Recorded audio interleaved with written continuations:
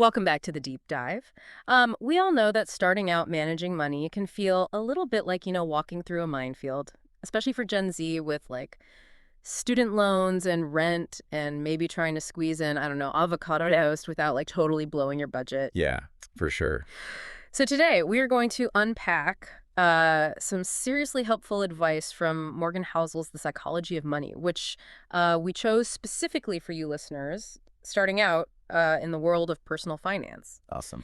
And this deep dive, it isn't about, getting rich quick. It's about building a solid foundation for the long term so you can have financial freedom. Right. And starting with how you think about money. Yeah, what I really like about Housel's approach is that he skips the typical Wall Street jargon Yeah. and just gets straight to how our mindset and emotions impact the way we manage our money. Right. Like, that time I found that savings account I totally forgot about from when I was a kid. Oh, yeah? And I was like, oh, I've struck gold. But it turned out to be a whopping like $15. Oh, really? So not exactly the early retirement fund I was hoping for. Right. Yeah, that's actually a perfect example of one of Housel's key points, though. Yeah. He talks about the importance of thinking long-term Okay. and the power of compounding. Okay. He basically emphasizes that consistent contributions over time can lead to surprisingly significant results, Mm. even if they're small. It's like planting a seed and then watching it grow while you sleep. Okay, I like that. I've always felt like compounding was this big mystery. How exactly does this money growing while you sleep thing actually work? So imagine like you invest $1,000 today Okay. with an average annual return of 7%. Oh, After 10 years, you could nearly double your money without like actively doing anything. wow. That's the magic of compounding.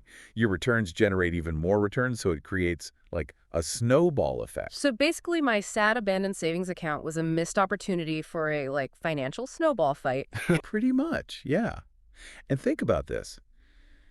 You're at the perfect age to really take advantage of this because the earlier you start, the more time your money has to grow, Right. like exponentially. That makes a lot of sense. But it's just so hard to be patient when you're constantly bombarded with images of, influencers flaunting their like latest purchases. Right. Makes you feel like you need to try all of those get rich quick schemes. Uh-huh. And I'll admit, I've tried my fair share. Yeah. The only thing I got rich in was like spam emails. Oh. That's where Housel's idea of avoiding the greed trap Mhm. comes in. He says that chasing quick riches often leads to like bad financial decisions. Okay. Real wealth, he says, comes from focusing on financial independence Yeah. and making sure your spending is in line with your values, not just chasing trends or trying to keep up with the unrealistic portrayals of wealth that you see. So how do we even figure out what enough is? Right. Especially when there's all this pressure to have the latest and greatest. Does that mean like being able to finally, enjoy that avocado toast without a side of guilt? Well, Housel suggests that having enough is about, understanding the difference between needs and wants. Okay. So, for example, let's say you buy yourself a fancy coffee every day. That's not necessarily a bad thing, Okay. but it might be worth asking yourself, like, is that a real need? Mm. Or could that money be used towards a goal that means more to you in the long term? Okay, yeah, I think I see where this is going. Maybe I should rethink my daily latte habit. Maybe. But what about when like those unexpected expenses come up out of nowhere? Yeah. Like last month when my laptop has decided to like totally go on strike in the middle of a project. Oh, no. Yeah. That's a great example of why Housel thinks it's important to have a margin of safety. Okay. So think of it like a financial cushion for those unexpected financial blows that like life inevitably throws your way. It's about having a buffer so that those car repairs or tech meltdowns don't completely derail your finances. So kind of like having an emergency fund ready to go for when those financial storms hit. Exactly. And it gives you like peace of mind, which is honestly priceless. I'm starting to see how this all fits together. But how do we make saving less of a chore and more engaging? Because honestly, staring at my bank balance isn't exactly like the most thrilling activity. Yeah, true. What if you like turn saving into a game? Okay. Howells talks about the power of framing your financial goals in a way that excites you. Okay. So, for example, you could set up like a level up system where each time you reach a savings milestone, You reward yourself Okay. with something you've been wanting, but like in a way that's still in line with your financial goals. That's brilliant. I tried something like that. Yeah? I called it my emergency fund challenge, and I set mini goals and would reward myself Oh, nice. with small things. It was good. Yeah, you're gamifying your savings and tapping into, that psychology of positive reinforcement. Okay. So it's not about feeling restricted. It's about making it fun. So it's like I'm training my brain to like actually look forward to saving. That's cool. Exactly. Okay, this is all starting to make sense, but what about investing? Yeah. I remember when I first started looking into that world, I just felt totally lost. Yeah. Like I was trying to read something in a foreign language. That's a really common feeling, especially when you're just starting out. But Housel reminds us that it's okay to like start small and learn as you go. Yeah. And actually, he even encourages people to look at mistakes as valuable learning experiences. It's like going on a first date.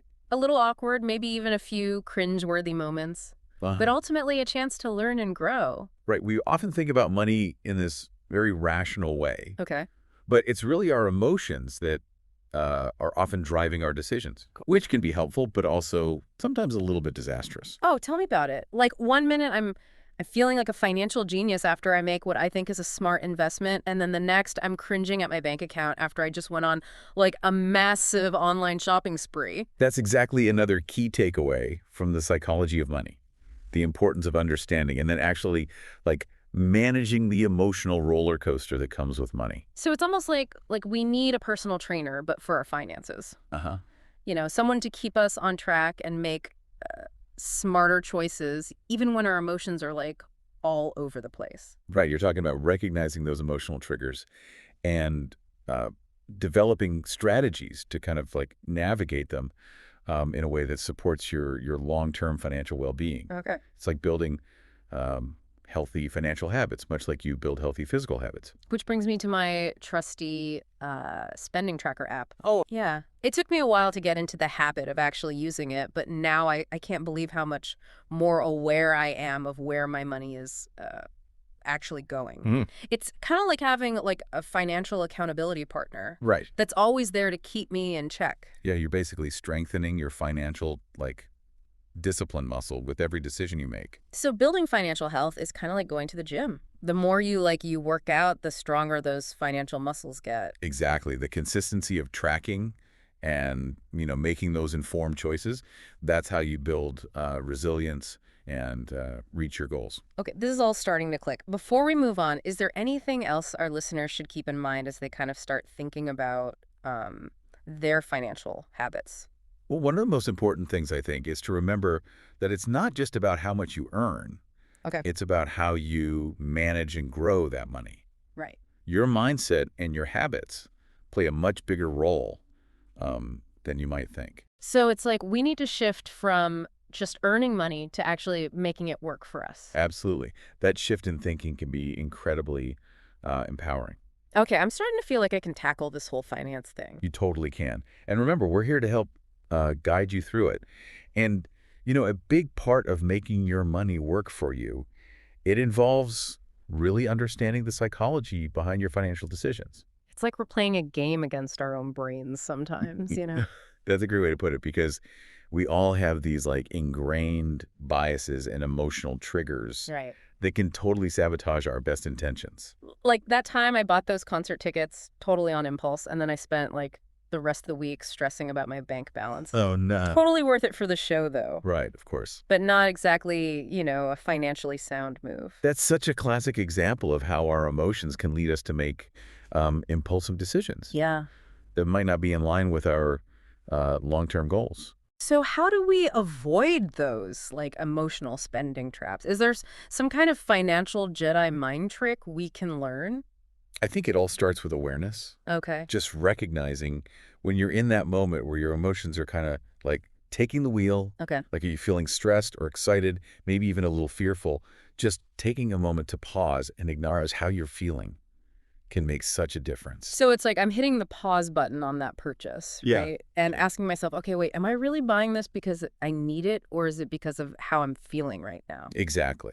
Sometimes that might mean delaying a purchase or talking it over with somebody you trust. Okay. Maybe even just sleeping on it. Like a financial cooling off period. Yeah, I exactly. like that. You can be really effective. It Okay. gives you space to make a more rational choice. But what about when we do, like, slip up and make a financial mistake? Like investing in something that doesn't pan out or overspending on something that we didn't really need. You know, it happens to the best of us. Yeah. I think the important thing is to remember that it's all part of the learning process. Okay. Nobody's perfect and making mistakes. It's inevitable, Yeah. especially with finances. What matters is how we learn from those experiences and keep moving forward. So instead of like beating myself up over a financial fumble, I should look at it as a chance to learn and do better next time. Exactly. You got to be kind to yourself and remember that this is a journey. Okay. Financial success, it's not about being perfect. Right. It's about continuously learning and growing.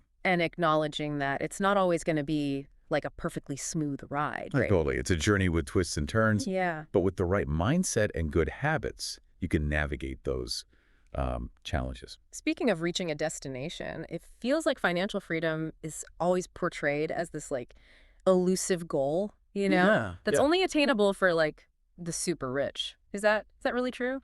I think financial freedom looks different for everybody. Okay. It's not about fitting into some, predefined mold or trying to become a millionaire overnight. Right.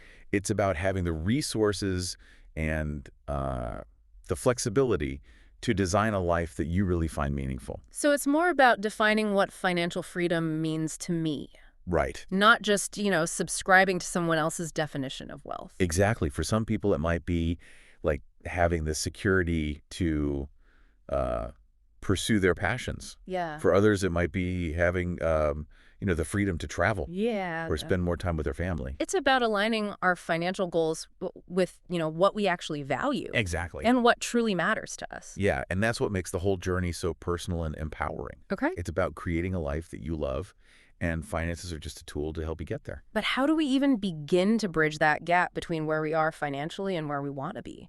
It can feel kind of overwhelming when you're dealing with student loans and the cost of living keeps going up and all these other financial pressures. I hear you. It can feel daunting. Yeah. But remember, it all starts with small steps. Okay.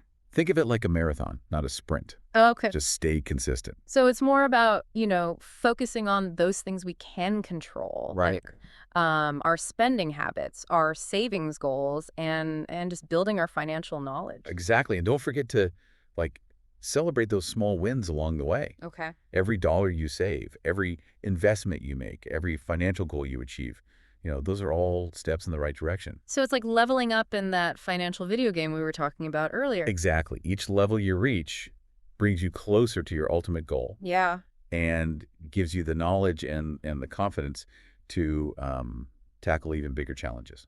But what about those times when, we feel like we're falling behind or we're comparing ourselves to others? Right. It's like social media just makes that, 10 times worse. Yeah, it's so easy to fall into that trap. Mm-hmm. But it's so important to remember that everybody's journey is different. Yeah. You can't compare your chapter 1 to somebody else's chapter 20. So stay in my lane, Yeah. Don't Yeah. worry about what everyone else is doing. Exactly. That's easier said than done, though, honestly. I know. It's tough, but it's so important for your mental and financial well-being. Yeah. Remember, financial success, it's not a competition. Okay. It's about creating a life that's rich with experiences Yeah. and meaningful relationships and has, a real sense of purpose. That's a really great perspective. It feels like we're kind of shifting the focus from, just accumulating wealth to building a more holistic and fulfilling relationship with money. That's exactly the point, yeah. It's not about the number in your bank account. It's about how you use those resources to create a life that you actually love. It's about using money as a tool, right? Yeah. To help us reach our goals and live a life that really reflects, what we believe in. Absolutely.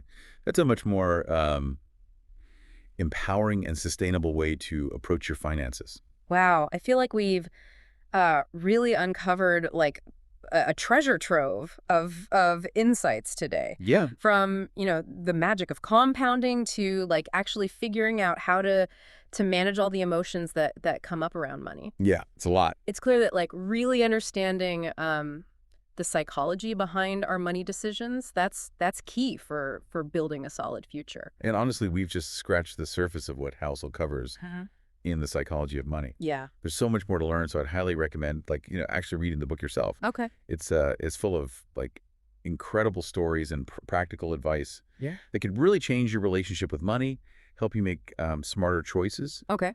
and build that lasting wealth. And speaking of taking action, let's break down like a few key takeaways for those listeners who are ready to level up their financial game. Love that. Because I'm sure you're all like itching to use this new knowledge. I'm sure they are. So takeaway number one, and I think this is maybe the most important, embrace the long game. Okay. Remember that it's not about getting rich quick.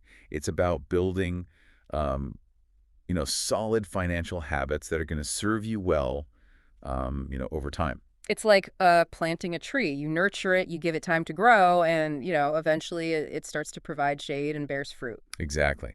Patience and consistency. Those are key. Don't get discouraged if you don't see those results right away. Just keep watering that tree, and you'll be amazed at how much it grows.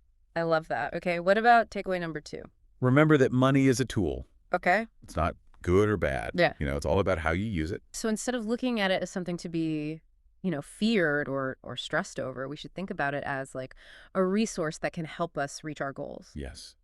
And live a life that aligns with our values. Which leads us to number 3. This one might be the most empowering takeaway. Be kind to yourself. So important.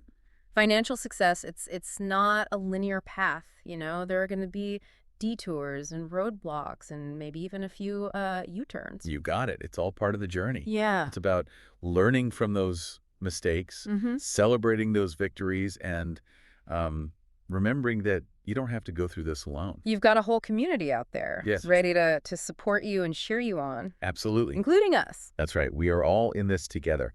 And as we wrap up this deep dive into the psychology of money, I want to leave you with one final thought-provoking idea.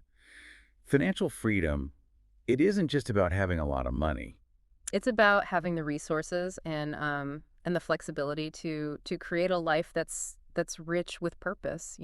Yeah, it's about having the freedom to pursue those passions, to spend time with people you love, and to make a real impact on the world. So let's try to shift our focus from just accumulating wealth to really building a life that feels fulfilling. And remember, it all starts with that first step. So what small action can you take today Yeah. to get you closer to those financial goals? Maybe it's setting up a budget, Yeah. automating your savings, Okay. or just picking up a copy of The Psychology of Money. Every step is a victory, no matter how small.